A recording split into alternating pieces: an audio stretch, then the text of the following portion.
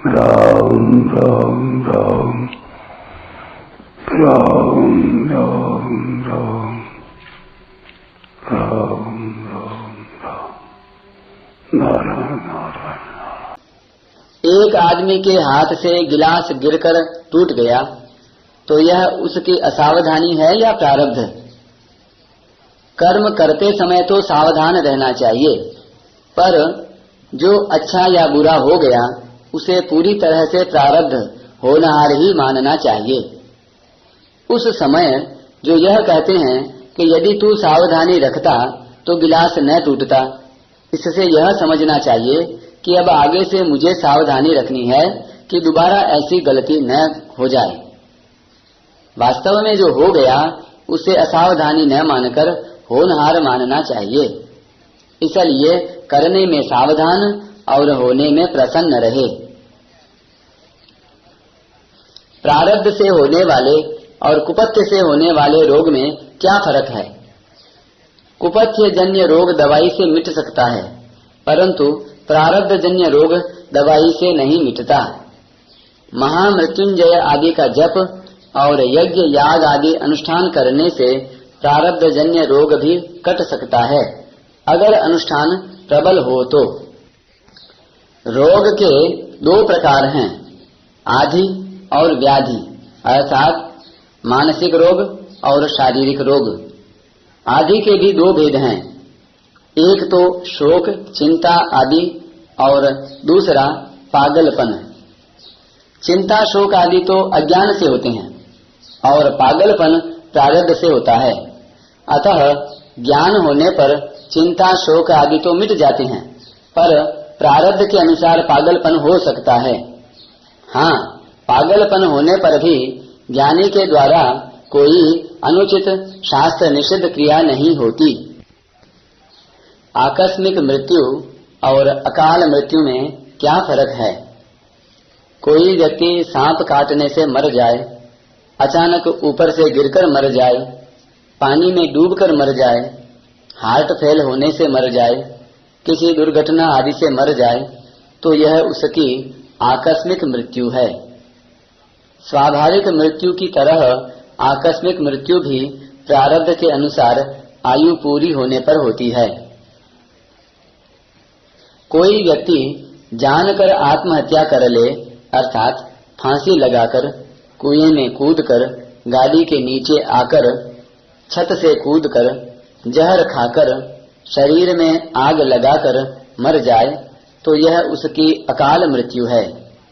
यह मृत्यु आयु के रहते हुए ही होती है। आत्महत्या करने वाले को मनुष्य की हत्या का पाप लगता है, अतः यह नया पाप कर्म है, प्रारब्ध नहीं। मनुष्य शरीर परमात्मा प्राप्ति के लिए ही मिला है, अतः उसको आत्महत्या करके नष्ट करना बड़ा भारी पाप है। कई बार आत्महत्या करने की चेष्टा करने पर भी मनुष्य बच जाता है, मरता नहीं। इसका कारण यह है कि उसका दूसरे मनुष्य के प्रारब्ध के साथ संबंध जुड़ा हुआ रहता है, अतः उसके प्रारब्ध के कारण वह बच जाता है। जैसे भविष्य में किसी का पुत्र होने वाला है और वह आत्महत्या करने का प्रयास करे, तो उस आगे होने वाले लड़के का प्रारब्ध उसको मरने नहीं देगा। अगर उस व्यक्ति के द्वारा भविष्य में कोई विशेष अच्छा काम होने वाला हो, लोगों का उपकार होने वाला हो, अथवा इसी जन्म में इसी शरीर में प्रारब्ध का कोई उत्कट भोग सुख दुख आने वाला हो, तो आत्महत्या का प्रयास करने पर भी वह मरेगा नहीं। एक आदमी ने दूसरे आदमी को मार दिया तो यह उसने पिछले जन्म के वैर का बदला लिया, और मरने वाले ने पुराने कर्मों का फल पाया। फिर मारने वाले का क्या दोष? मारने वाले का दोष है। दंड देना शासक का काम है, सर्वसाधारण का नहीं। एक आदमी को 10 बजे फांसी मिलनी है, एक दूसरे आदमी ने उस फांसी की सजा पाने वाले आदमी को जल्लादों के हाथों से छुड़ा लिया और ठीक 10 बजे उसे कत्ल कर दिया। ऐसी हालत में उस कत्ल करने वाले आदमी को भी फांसी होगी, कि यह आज्ञा तो राज्य ने जल्लादों को दी थी, पर तुम्हें किसने आज्ञा दी थी? मारने वाले को यह याद नहीं है कि मैं पूर्व जन्म का बदला ले रहा हूँ, फिर भी मारता है तो यह उसका दोष है। दूसरे को मारने का अधिकार किसी को भी नहीं है।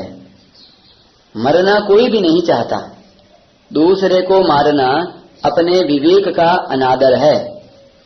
मनुष्य मात्र को विवेक शक्ति प्राप्त है और उस विवेक के अनुसार अच्छे या बुरे कार्य करने में वह स्वतंत्र है। अतः विवेक का अनादर करके दूसरे को मारना अथवा मारने की नियत रखना दोष है। यदि पूर्व जन्म का बदला एक दूसरे ऐसे ही चुकाते रहें तो यह श्रृंखला कभी खत्म नहीं होगी और मनुष्य कभी मुक्त नहीं हो सकेगा।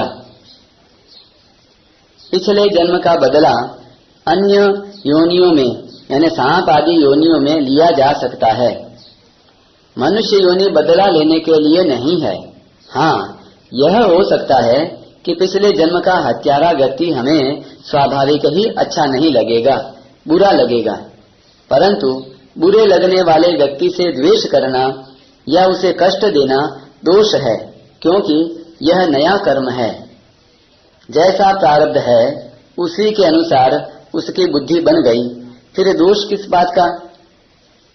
बुद्धि में जो द्वेष है उसके वश में हो गया, यह दोष है। उसे चाहिए कि वह उसके वश में न होकर विवेक का आदर करे। गीता भी कहती है कि बुद्धि में जो राग द्वेष रहते हैं उनके वश में न हो, तयोर न वशमागच्छेत्। प्रारब्ध और भगवत कृपा में क्या अंतर है? इस जीव को जो कुछ मिलता है वह प्रारब्ध के अनुसार मिलता है, पर प्रारब्ध विधान के विधाता स्वयं भगवान हैं, कारण कि कर्म जड़ होने से स्वतंत्र फल नहीं दे सकते। वे तो भगवान के विधान से ही फल देते हैं। जैसे एक आदमी किसी के खेत में दिन भर काम करता है तो उसको शाम के समय काम के अनुसार पैसे मिलते हैं, पर मिलते हैं खेत के मालिक से। पैसे तो काम करने से ही मिलते हैं, बिना काम किए पैसे मिलते हैं क्या? पैसे तो काम करने से ही मिलते हैं, परंतु बिना मालिक के पैसा देगा कौन? यदि कोई जंगल में जाकर दिन भर मेहनत करे तो क्या उसको पैसे मिल जाएंगे? नहीं मिल सकते। उसमें यह देखा जाएगा कि किसके कहने से काम किया और किसकी जिम्मेवारी रही। अगर कोई नौकर काम को बड़ी तत्परता, चतुरता और उत्साह से करता है, पर करता है केवल मालिक की प्रसन्नता के लिए, तो मालिक उसको मजदूरी से अधिक पैसे भी दे देता है और तत्परता आदि गुणों को देखकर उसको अपने खेत का हिस्सेदार भी बना देता है। ऐसे ही भगवान मनुष्य को उसके कर्मों के अनुसार फल देते हैं। अगर कोई मनुष्य भगवान की आज्ञा के अनुसार उन्हीं की प्रसन्नता के लिए सब कार्य करता है, उसे भगवान दूसरों की अपेक्षा अधिक ही देते हैं। परंतु जो भगवान के सर्वथा समर्पित होकर सब कार्य करता है, उस भक्त के भगवान भी भक्त बन जाते हैं। एवं स्वभक्तयो राजन भगवान भक्त भक्तिमान। संसार में कोई भी नौकर को अपना मालिक नहीं बनाता, परंतु भगवान शरणागत भक्त को अपना मालिक बना लेते हैं। ऐसी उदारता केवल प्रभु में ही है। ऐसे प्रभु के चरणों की शरण न होकर जो मनुष्य प्राकृत उत्पत्ति विनाशशील पदार्थों के पराधीन रहते हैं, उनकी बुद्धि सर्वथा ही भ्रष्ट हो चुकी है। वे इस बात को समझ ही नहीं सकते कि हमारे सामने प्रत्यक्ष उत्पन्न और नष्ट होने वाले पदार्थ हमें कहाँ तक सहारा दे सकते हैं।